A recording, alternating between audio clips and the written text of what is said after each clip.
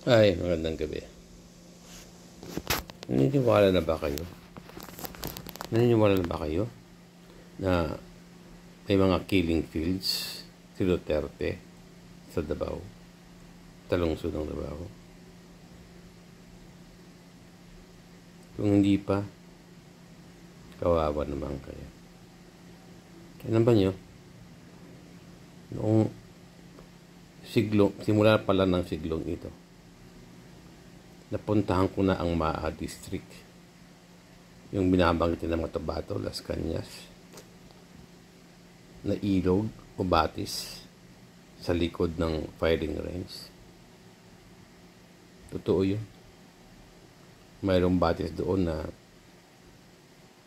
ginagawang killing fields ng mga Duterte. Alam nyo na napuntahan ko yun doon. Ang dami akong nakitang kalansay sa likod ng firing range na yun. Bata, matanda, babae, lalaki. At may nakita pa akong isang katawang chap babae. Sariwa ka pa. So, bakit nangyayari yun? Firing range nga, di ba? Firing range. So, akala ng mga tao, napuputukan lang, firing range lang. Yung pala, may mga pinapatay doon sa lugar na yun. Ito'y nakita ko bago in-expose nung chairperson ng CSR noon, si Laila de Lima, yung sitwasyon doon sa Davao.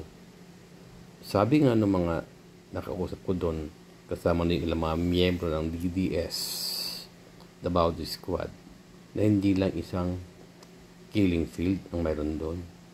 May mga kuweba pa kung saan andun yung ilang mga pinapatay. At hindi pa napupuntahan yung kuweba na yun na binabanggit itong mga DDS. So marami pa ang mga kaso sa Duterte na hindi na kikita. At alam ba nyo kung bakit wala siyang kaso ng human rights violations kahit marami siyang pinapatay sa Davao? Kasi yung director ng CSR sa Davao mismo ay kanyang kumpanyero. Sa isang inuman, akala kasi nitong director ng CSR sa region na yon, ako'y taga CSR din.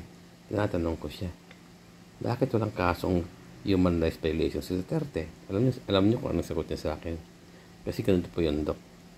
Pag magdagsang pa ng kaso sa aking opisina ng violations, human rights violations ng Duterte, tatawagan ko siya. Panyero, ayusin mo ito nang wala kang kasong human rights violations. Yun po. At kung paano niya ayusin, alam naman natin kung paano niya ayusin. Pera-pera lang naman yan.